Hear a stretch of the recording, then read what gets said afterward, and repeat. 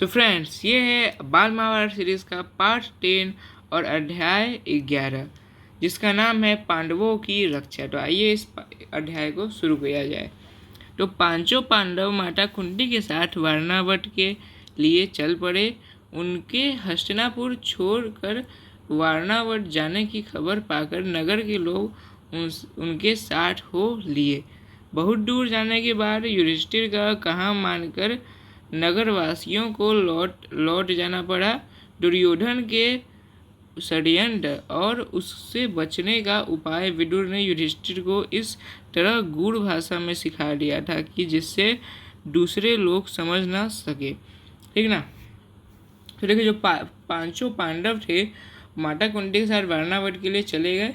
तो पांचों पांडव और माता कुंती जो थी, उन लोग को जैसे कि उन लोग को एक चैलेंज मिला था कि भाई आप लोग को जाना है वहाँ पे, आप लोग को पूरा 15 साल तक रहना है वन में। ठीक ना। तो वही ये लोग चैलेंज करने जा रहे थे। वारणावत के लोग पांडवों के आगमन की खबर पाकर बड़े खुश हुए और उनके वहां पहुंचने पर उन्होंने बड़े ठाठ से उनका स्वागत किया। जब तक लाख का भवन बनकर तैयार हुआ, पांडव दूसरे घरों में रहते रहे। तो ये स्टोरी उससे पहले का है दोस्तों, मैं आपको जो बता रहा था उससे पहले का है। तो ये जो तब का है, ये युधिष्ठिर और उसके पापा जो थे, युधिष्ठिर और उसके जो पापा थे वो एक षड्यंत्र रच रहे थे। अब युधिष्ठिर के पापा तो उन सबका भला ही चाहते थे पांडवों का, लेकिन जो युधिष्ठिर था वो भला नहीं चाहता था। वो चाहता था कि भाई इन लोग को राजगद्दी मिल जाएगी, तब ये अनर्थ हो जाएगा, दिक्कत हो जाएगा। इसे ये नहीं चाहता था। ये चाहता था कि भाई राजगद्दी मुझको मिले और जो पांचों पांडव हैं उनको मार सके। और एक बार तो इसने भीम के उसमें जहर भी मिला दिया था, लेकिन वो बच गया था भीम। तो ऐसे ये षड्यंत्र यहाँ पर रच रहा था। तो जो आपका लाख का घर था, लाख का घर में क्या था, लाख के घर में ऐसे ऐसे मतलब आइटम थे जो कि झट से आग पकड़ लेंगे। जैसे कि वहाँ पे बारूद वारूद रखे थे सब, थोड़ा बहुत, और थोड़ा बहुत उसमें सब मोमबत्ती का वो जो होता है वो सब रखे थे। तो मोमबत्ती से आग आग पकड़े और पूरे उसमें लाख के घर में जल जाए, ऐसा उन लोगों का प्लान था दुर्योधन का। लेकिन जो दुर्योधन का प्लान था वो इसको विदुर जी को पता चल गया था। और फिर विदुर ने आकर, विदुर क्योंकि बहुत अच्छे थे इंसान थे, तो उन्होंने आकर युधिष्ठिर के कान में ऐसे भाषा में बोला कि जो आसपास के जो उनके आसपास के दूसरे घरों में जो आसपास के उनके जो हस्तिनापुर के जो लोग थे वो समझ ही ना पाए। ठीक ना। तो ऐसा उसने वाणी उसने बोला। ठीक ना। जहाँ पुरोचन ने पहले से ही उनके ठहरने का प्रबंध कर रखा था। जो पुरोचन था वही ऐसा लाख का भवन बनाया था। लाख का भवन बनकर तैयार हो गया तो पुरोचन उन्हें उसमें ले गया। भवन में प्रवेश करते ही युधिष्ठिर ने उसे खूब ध्यान से देखा। विदुर की बातें उन्हें याद थी, यानी कि जो विदुर ने बताया था वो याद था इन लोग को। तो ध्यान से देखने पर युधिष्ठिर को पता चल गया कि यह घर जल्दी आग लगाने वाली चीज़ों से बना है। जैसा कि मैं आपको बताया था, जल्दी लगाने वाली चीज़ों से बना है। युधिष्ठिर ने भीम को भी यह भेद बता दिया, पर साथ ही उसे सावधान करते हुए कहा, यद्यपि यह साफ मालूम हो गया है कि यह स्थान खतरनाक है, फिर भी हमें विचलित नहीं होना चाहिए। पुरोचन को इस बात का जरा भी पता न चल लगे कि उसके षड्यंत्र का भेद हम पर खुल गया है। ठीक ना। यानी कि युधिष्ठिर को एक का, अगर वो दुर्योधन का प्लान जो था उसके ऊपर युधिष्ठिर का मास्टर प्लान था। मास्टर प्लान क्या था कि भाई इसको पता नहीं चलना चाहिए और हम लोग मौका पाकर हमें यहाँ से निकल भागना होगा। ठीक ना। पर अभी हमें जल्दी से ऐसा कोई काम नहीं करना चाहिए जिससे शत्रु के मन में जरा भी संदेह पैदा होने की संभावना हो। ठीक ना। तो ऐसा हम लोग को काम नहीं करना चाहिए। फिर युधिष्ठिर की इस सलाह को भीमसेन सहित सब भाइयों तथा कुंती ने मान लिया। वे उसी लाख के भवन में रहने लगे। इतने में विदुर का भेजा हुआ एक सुरंग बनाने वाला कारीगर वारणावत नगर में आ पहुंचा। उसने एक दिन पांडवों को अकेले में पाकर उन्हें अपना परिचय देते हुए कहा, आप लोग की भलाई के लिए हस्तिनापुर से रवाना होते समय विदुर ने युधिष्ठिर से सांकेतिक भाषा में जो कुछ कहा था वह बात मैं जानता हूँ। यही मेरे सच्चे मित्र होने का सबूत है। आप मुझ पर भरोसा रखें, मैं आप लोगों की रक्षा का प्रबंध करने के लिए आया हूँ। इसके बाद वह कारीगर महल में पहुंच गया और गुप्त रूप से कुछ दिनों में ही उसमें एक सुरंग बना दी। तो जो लाख का घर था उसके अंदर ही सुरंग बना दी। इस रास्ते से पांडव महल के अंदर से नीचे ही नीचे चार दीवारी और गहरी खाई को लांघकर सुरक्षित भेक टके बाहर निकल सकते थे। यह काम इतने गुप्त रूप से और इस खूबी से हुआ कि पुरोचन को अंत तक इस बात की खबर न होने पाए। ठीक ना, यानी कि इस तरह से वो काम हुआ कि पुरोचन को ये पता नहीं चल पाया। जब शत्रु है उसको पता ही नहीं चला कि भाई ये हो भी गया, सुरंग बन भी गया और पता नहीं चला पुरोचन को। तो पुरोचन ने लाख के भवन के द्वार पर ही अपने रहने के लिए स्थान बनवा लिया। इस कारण पांडवों को भी सारी रात हथियार लेकर चौकन्ने रहना पड़ता। ठीक ना, तो ये जो पुरोचन था वो इनके जो घर का एंट्रेंस था उसी पे सोता था, तो इन लोगों को हथियार लेकर चौकन्ने रहना पड़ता था पांडवों को, ताकि उनकी भाई उनको मार ना सके। ठीक ना, फिर एक दिन क्या हुआ देखिए, एक दिन पुरोचन ने सोचा कि अब पांडवों का काम तमाम करने का समय आ गया है। समझदार युधिष्ठिर उसके रंग ढंग से ताड़ गए कि वह क्या सोच रहा है। युधिष्ठिर की सलाह से माता कुंती ने उसी रात को एक बड़े भोज का प्रबंध किया। नगर के सभी लोगों को भोजन कराया गया। बड़ी धूमधाम रही, मानो कोई बड़ा उत्सव हो। खूब खा पीकर भवन के सब कर्मचारी गहरी नींद में सो गए। पुरोचन भी सो गया।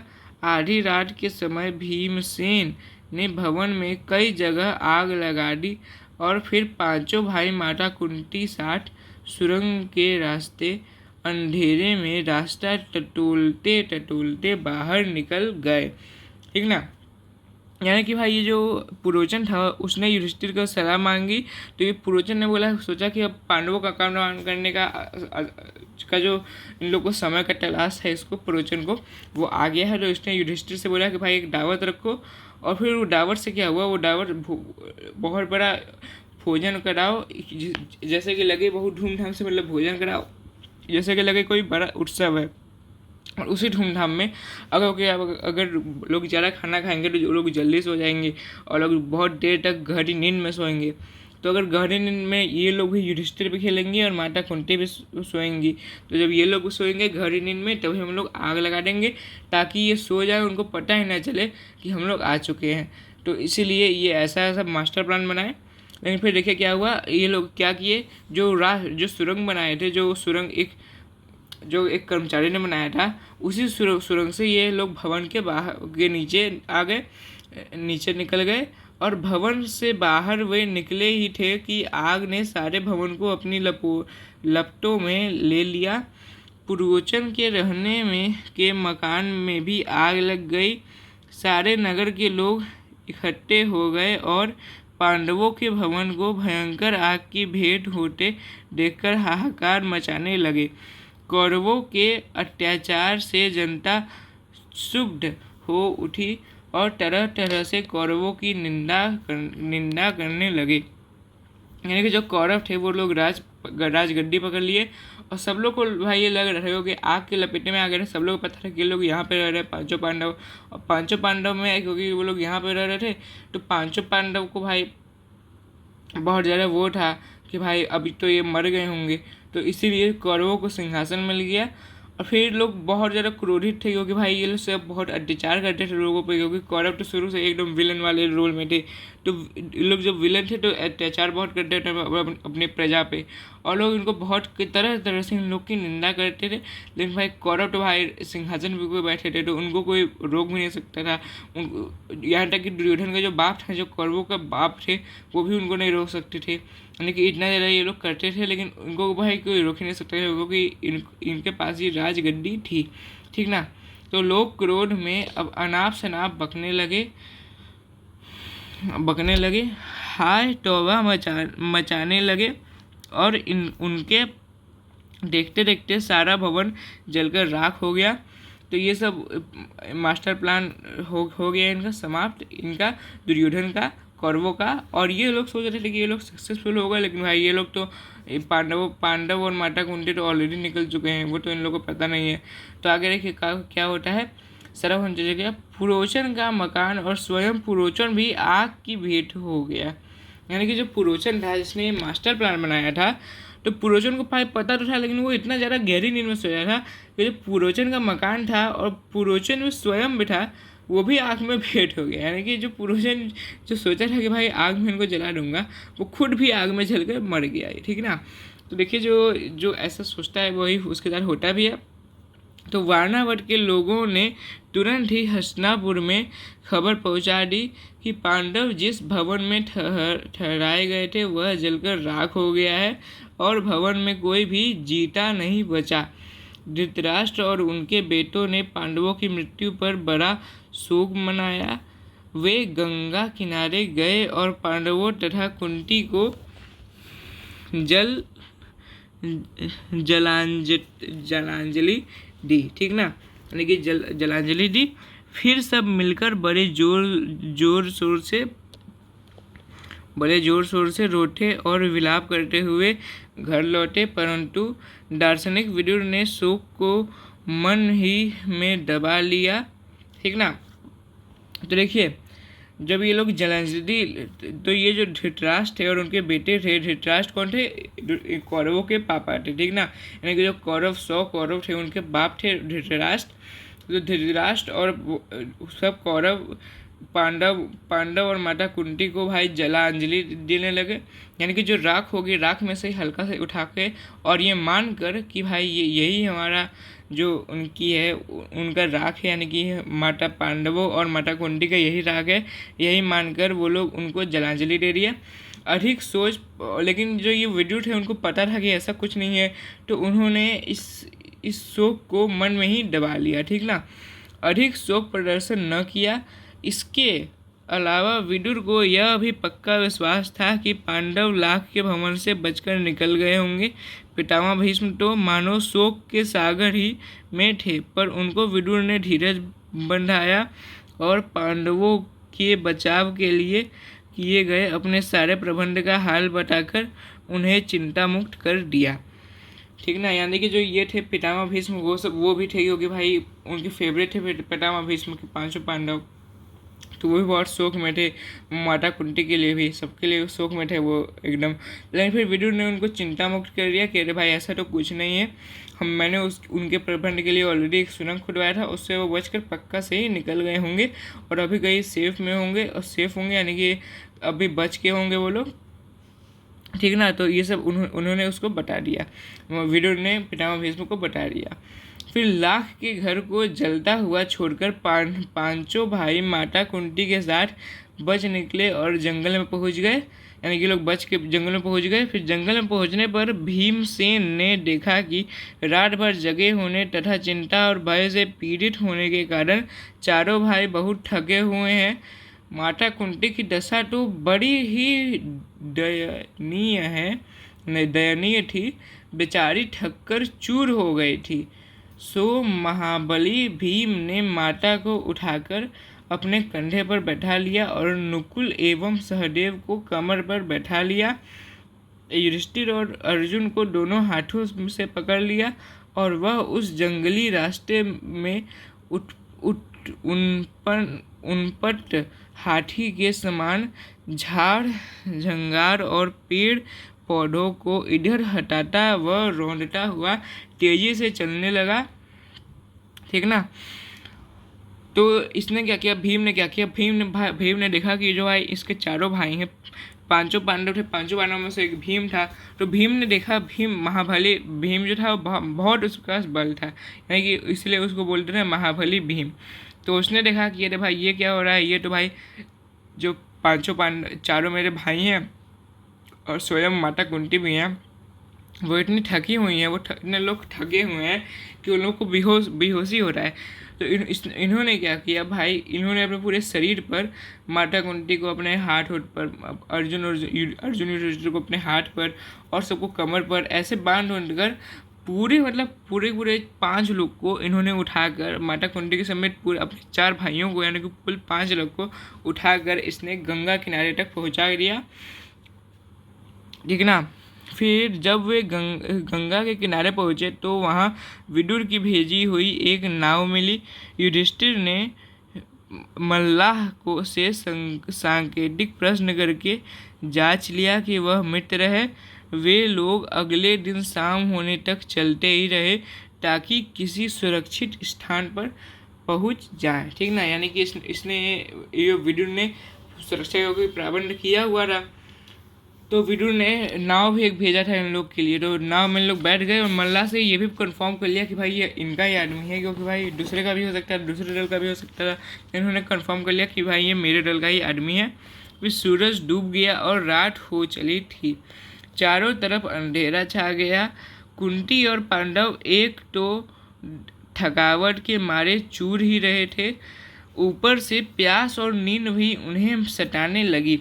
चक्कर सा आने लगा, एक पग भी आगे बढ़ना असंभव हो गया।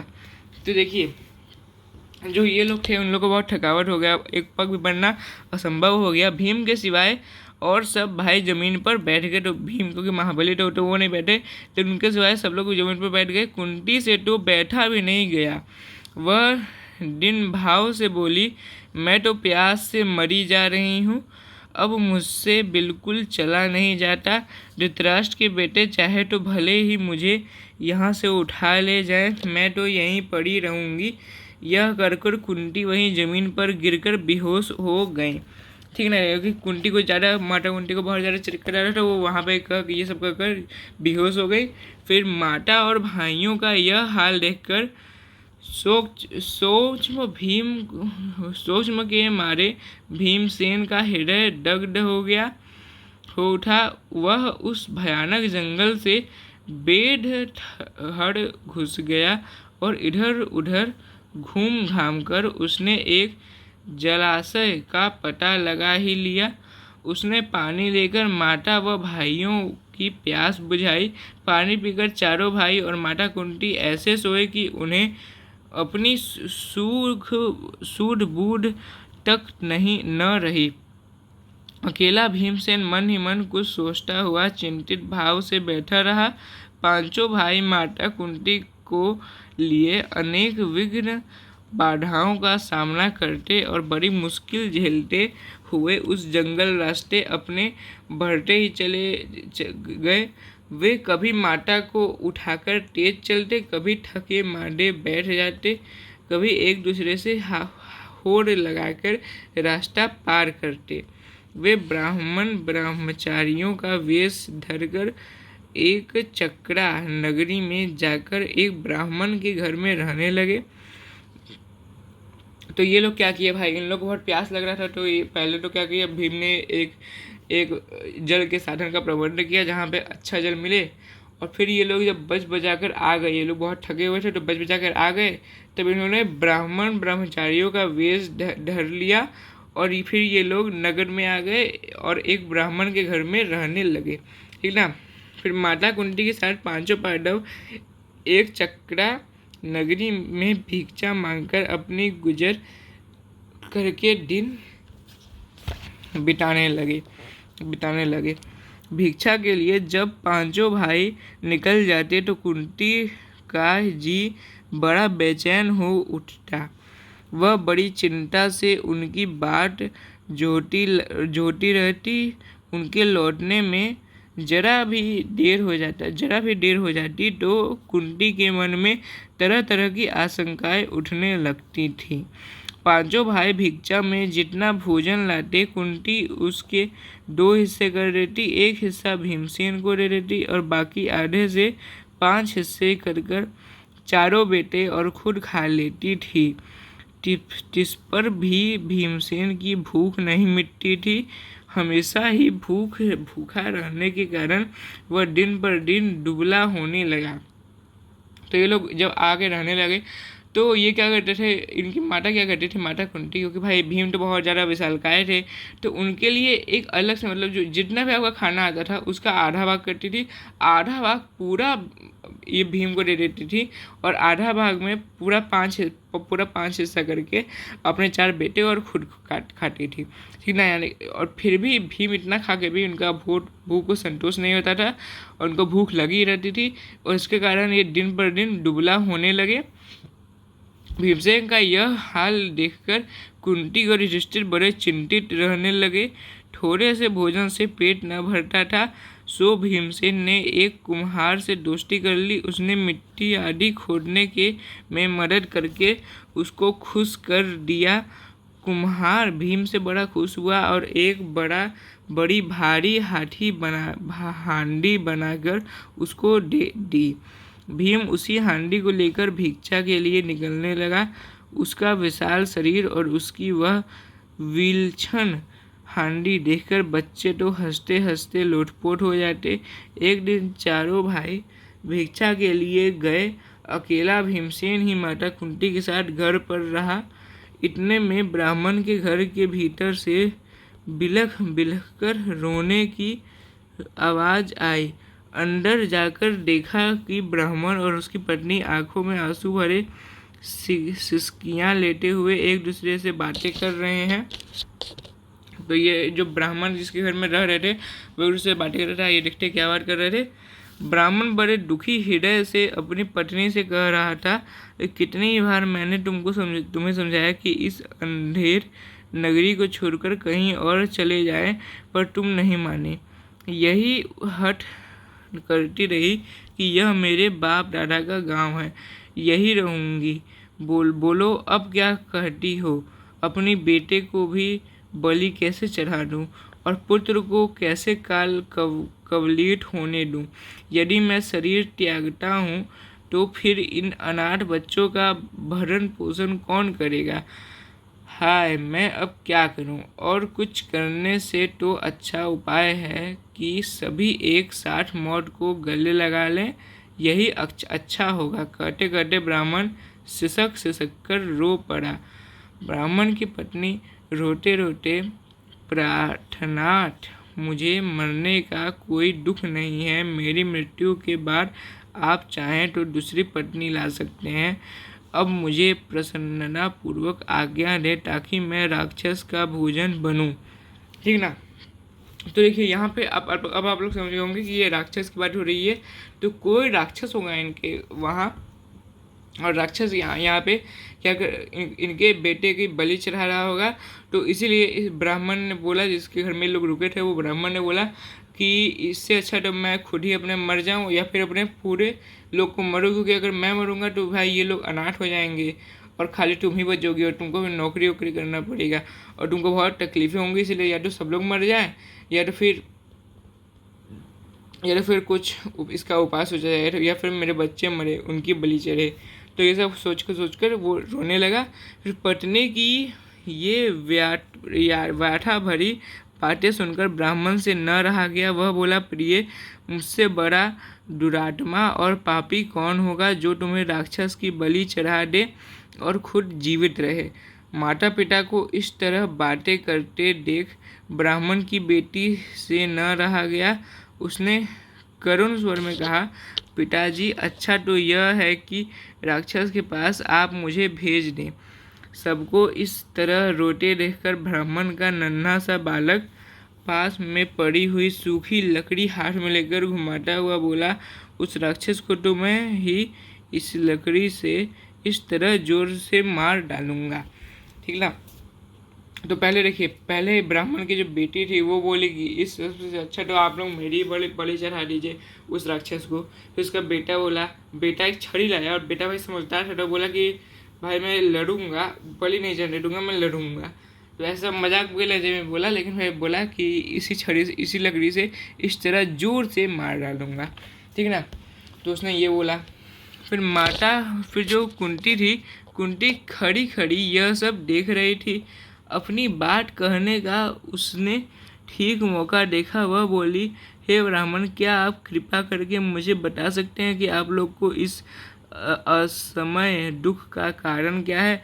ब्राह्मण ने कहा, देवी सुनिए, इस नगरी के समीप एक गुफा है जिसमें बक नामक एक बड़ा अत्याचारी राक्षस रहता है।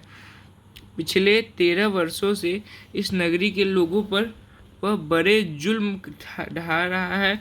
हम देश का राजा जो वेक्ट्री नामक के महल में रहता है इतना निकम्मा है कि प्रजा को राक्षस के अत्याचार से बचा नहीं रहा है, और इसमें इसमें इससे घबराकर नगर के लोग ने मिलकर उससे बड़ी अनुनय विनय की कोई न कोई नियम बना ले। बकासुर ने लोगों की यह बात मान ली और तब से इस समझौते के अनुसार यह नियम बना हुआ है कि लोग बारी बारी से एक एक आदमी और खाने की चीज़ें हर सप्ताह उसे पहुंचा दिया करते हैं। इस सप्ताह में उस राक्षस के खाने के लिए आदमी और भोजन भेजने की हमारी बारी है। अब तो मैंने यही सोचा है कि सबको साथ लेकर ही राक्षस के पास चला जाऊंगा। आपने पूछा सो आपको बता दिया। इस कष्ट को दूर करना तो आपके बस में नहीं है। तो देखिए, ये मैं आपको पहले एक्सप्लेन कर देता हूँ कि आखिर भाई ये हो गया रहा है। तो एक यहाँ पे एक राक्षस है, ठीक ना। तो यहाँ पे इनके नगर में, इनके देश में एक राक्षस रहता है, और राक्षस कहाँ रहता है? राक्षस एक गुफा में रहता है, और उसका आतंक बहुत पहले इतना ज़्यादा था, और इनका जो राजा था वो इतना बड़ा निकम्मा था कि वो कुछ करता नहीं था। यहाँ पे लिखा हुआ है कि इतना निकम्मा है कि कुछ करता ही नहीं है। तो इनका राजा इतना निकम्मा था कि कुछ करता ही नहीं था। तो फिर इन्होंने राजा से समझौते करने के बजाय इन्होंने राक्षस से समझौता कर लिया कि ठीक है भाई, हम लोग तुमको खाना देंगे, लेकिन तुम ऐसा आतंक मत फैलाओ, हम लोग बारी बारी से अपने ही खाना दिया करेंगे। तो फिर राक्षस ने बोला कि ठीक है भाई, तुम मुझे खाना दो, मैं किसको ऐसे नहीं खाऊंगा, तो मुझे खाना देते रहो बारी बारी से। तो भाई लोगों ने बोला ठीक है भाई, हम लोग दे देंगे। तो ये सब हो गया, उनका समझौता हो गया। तो इन लोग का समझौता हो गया, तो यही सब बात। तो अब जो बारी है खाना देने की, तो वो जो पांचों पांडव जिस घर में ये लोग पांचों पांडव रह रहे हैं, तो वो घर में जो जो घर का मालिक है, जो ब्राह्मण है, अब उसकी फैमिली की बारी है, या मतलब उसके घर की बारी है ये कि तुम लोग खाना दो। तो अब ये सोच रहा है कि अगर वो अपनी पत्नी को दूंगा तो पत्नी से बहुत ज़्यादा प्यार करता है, उसको देगा नहीं, और अगर अपनी देगा तो उसके बच्चे अनाथ हो जाएंगे। तो फिर बच्चे सब बोल रहे हैं कि मुझको ही दे दो, लेकिन अब बेचारा क्या करे। तो ये सोचा है कि भाई ये मैं अपने पूरे परिवार को ही लेके चला जाऊंगा, ताकि इसका पूरा अंत हो जाए, इस समस्या का पूरा अंत हो जाए। तो इसने यही सोचा है। अब देखिए आगे का स्टोरी। तो ये सब चीज़ इसने बताई है माता कुंती को। अब देखिए आगे क्या होता है। तो ब्राह्मण की बात का कोई उत्तर देने से पहले कुंती ने भीमसेन को सलाह की। उसने लौटकर कहा, विप्रवर, आप इस बात की चिंता छोड़ दें। मेरे 5 बेटे हैं, उनमें से एक आज राक्षस के पास भोजन लेकर चला जाएगा, ठीक ना। तो 5 बेटे में से एक राक्षस को भोजन लेके चला जाएगा। तो ऐसा माता कुंती ने बोला कि भाई मेरे 5 बेटे, तो उसमें से एक राक्षस को भोजन लेके चला जाएगा। फिर सुनकर ब्राह्मण चौंक पड़ा और बोला, आप भी कैसी बात कहती हैं? आप हमारी अतिथि हैं, हमारे घर में आश्रम लिए हुए हैं। आपके बेटे को मौत के मुंह में मैं भेजूं, यह कहाँ का न्याय है? मुझसे यह नहीं हो सकता। कुंती को डर था कि यदि यह बात फैल गई तो दुर्योधन और उनके साथियों को पता लग जाएगा कि पांडव एक चक्रा नगरी में छिपे हुए हैं। इसलिए उसने ब्राह्मण को इस बात को गुप्त रखने का आग्रह किया। कुंती ने जब भीमसेन को बताया कि उसे बकासुर के पास भोजन सामग्री लेकर जाना होगा, तो युधिष्ठिर झिझक उठे और बोले, यह तुम कैसा दुस्साहस करने चली हो माँ? युधिष्ठिर की इन कड़ी बातों का उत्तर देते हुए कुंती बोली, बेटा युधिष्ठिर, इस ब्राह्मण के घर में हमने कई दिन आराम से बिताए हैं।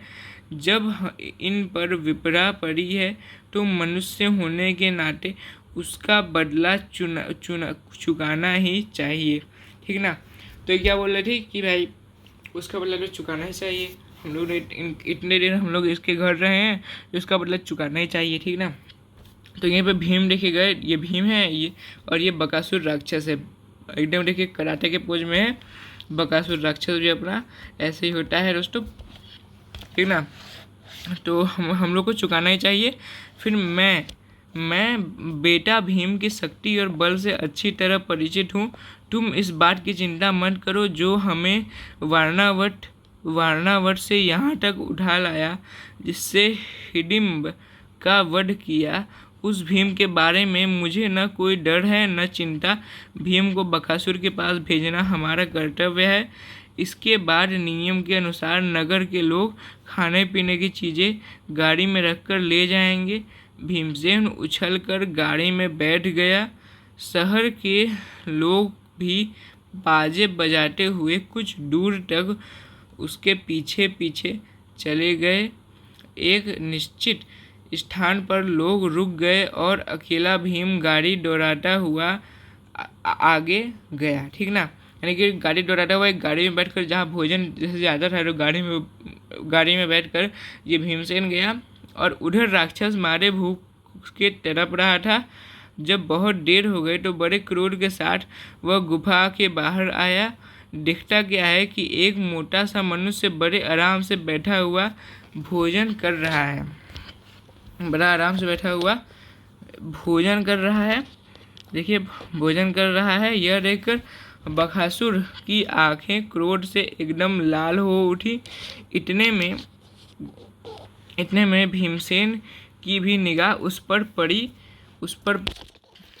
भीमसेन की भी देखिए भीमसेन की भी निगाह उस पर पड़ी। उसने हंसते हुए उसका नाम लेकर पुकारा। भीमसेन की यह ठिठाई देखकर राक्षस गुस्से में भर गया और तेजी से भीमसेन पर झपटा। भीमसेन ने बकासुर को अपनी ओर आते देखा तो उसने उसकी तरफ पीठ फेर ली और कुछ भी परवाह न करके खाने में ही लगा रहा। खाली हाथों काम न बनते देखकर राक्षस ने एक बड़ा सा पेड़ जड़ से उखाड़ लिया और उसे भीमसेन पर दे मारा, परंतु भीमसेन के बाएं हाथ पर उसे रोक लिया। दोनों में भयानक मुठभेड़ हो गई। तो देखिए अब मैं आपको यहाँ तक समझा देता हूँ कि आखिर भाई यहाँ तक क्या हुआ। तो यहाँ तक आप लोगों ने जैसे देखा कि ये जो तो माता कुंती भीम को भेज रही थी वहाँ पे राक्षस के पास, बकासुर के पास, और देखिए यही है हमारा भयानक सा राक्षस। तो जो राक्षस है, माता कुंती को विश्वास था क्योंकि ये जो भीम थे उन्होंने ऑलरेडी एक राक्षस का वध कर रखा था। तो माता कुंती को विश्वास था कि ये भाई जब वो राक्षस का वध कर लिया है तो इस राक्षस का भी वध बड़े ही आराम से भीमसेन यानी कि भीम जी कर लेंगे, ठीक ना। तो क्योंकि बड़े आराम से ये वध कर लेंगे, इसलिए उसने भेजा कि भाई तुम चल जाओ और उसका वध करके आओ, ताकि ये जिस ब्राह्मण के घर में हम लोग इतने रहे हैं उस ब्राह्मण का हम लोग थोड़ा सा तो हेल्प कर सकते हैं। तो यही हेल्प के लिए माता कुंती ने भीम को भेजा। तो भाई भीम भी आ गया कि ठीक है मैं हेल्प कर दूंगा इनका, और फिर भीम आ गया, ठीक ना। तो यहाँ पे एक गाड़ी में बैठकर यहाँ तक वो आया इस राक्षस के पास, बकासुर तक के पास। और बकासुर बेचारा एक हफ्ता पूरा हो गया था उसको। तो बकासुर भूख के मारे इतना तड़प रहा था कि वो गुफा से अपने बाहर निकल गया। और गुफा से बाहर निकल के वो क्या देखता है कि एक मोटा सा आदमी है, यानी कि भीमसेन है, लेकिन भीम को जानता नहीं था। तो उसने देखा कि एक मोटा सा आदमी है भाई, और वो बैठ के आराम से भोजन कर रहा है। तो वो बोला कि अरे उसकी एकदम क्रोधित हो गया जो ये था अपना राक्षस, कि अरे साला देखो ये आया है मेरा भोजन बनने और खुद ही भोजन कर रहा है। तो उसने एक पहले तो झपट्टा मारा, लेकिन वो झपट्टा से एक ही बार में बच गए भीमसेन। तो इसीलिए उसने एक पेड़ का ऐसे जड़ पकड़ा और जड़ को उखाड़ के ऐसे फेंक दिया भीम की तरफ, ठीक ना। तो देखिए उसके आगे क्या हुआ।